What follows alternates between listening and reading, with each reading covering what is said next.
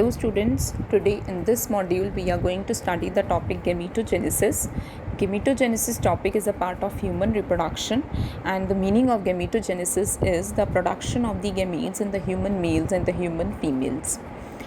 The name of the two processes is different for both, like the production of the sperm is known as spermatogenesis in the human males, and the production of the egg or ovum in the females is known as oogenesis. Today in this module we will study about the spermatogenesis. So let's begin with. Spermatogenesis occurs in the testes of the human males, and in the testes there are present few cells which we call them as spermatogonia. These spermatogonia, when attaining puberty, means during the time of the puberty, the spermatogonia start differentiation and they start doing the mitosis and start forming the primary spermatocytes. Now, out of these spermatocytes, some of these spermatocytes undergo the first meiotic division and they form the secondary spermatocyte.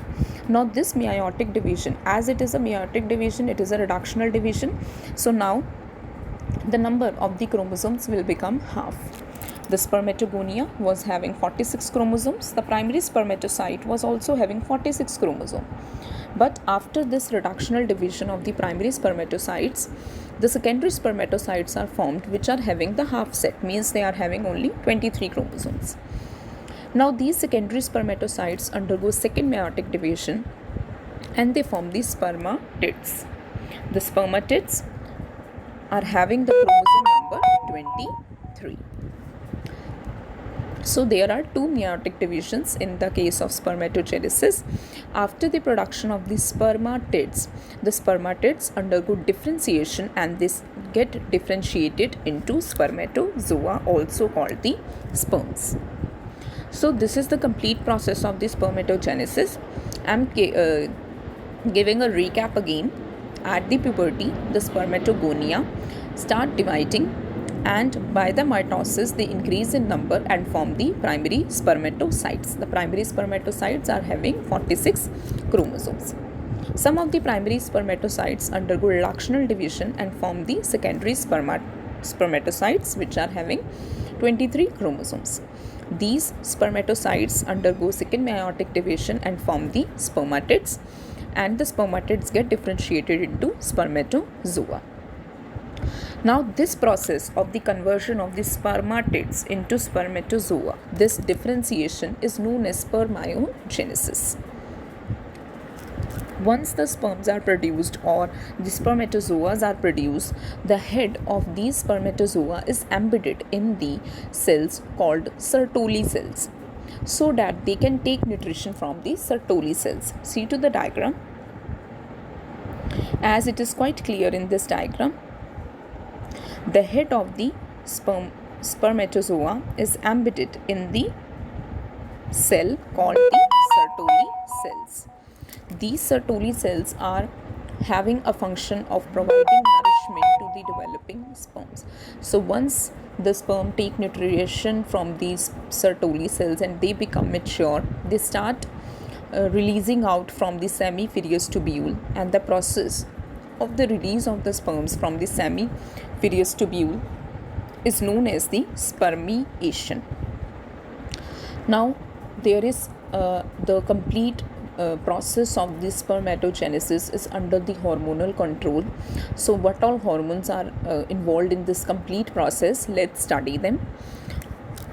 There is a gland, we call it as hypothalamus. There is a hypothalamic hormone called GnRH, that is gonadotropin releasing hormone. During the puberty, what happens is, in the hypothalamus, this hormone is released in much more amount. So increased production of the GnRH is there, which initiates the process, and this GnRH, gonadotropin releasing hormone, stimulates the anterior pituitary gland.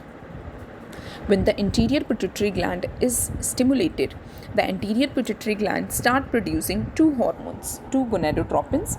The first is LH, that is luteinizing hormone, and the other one is FSH, that is follicular stimulating hormone. The LH and follicular stimulating hormone, these two hormones are majorly responsible for the complete processes of spermatogenesis. What they do is that LH act on the Leydig cells. Leydig cells are present in the interstitial space in the semiferious tubule, and the Leydig cells are majorly responsible for the secretion of the hormone called androgen, and the androgen thereby stimulate the process of spermatogenesis.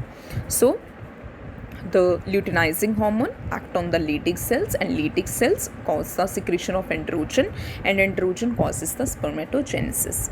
If we talk about FSH, the follicular stimulating hormone, the follicular stimulating hormone act on the Sertoli cells and then stimulate the release of certain factors which help in the process of spermiogenesis, that is the release of the sperms from the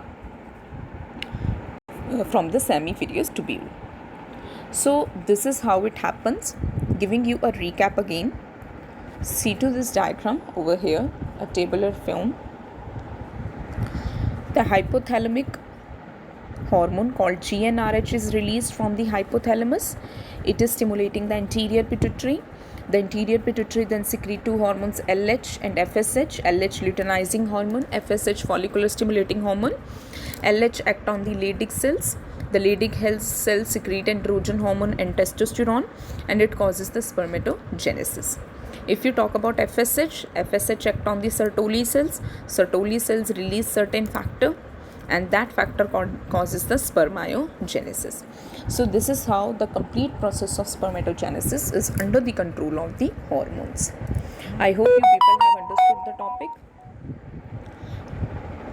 That's all for today. Thank you.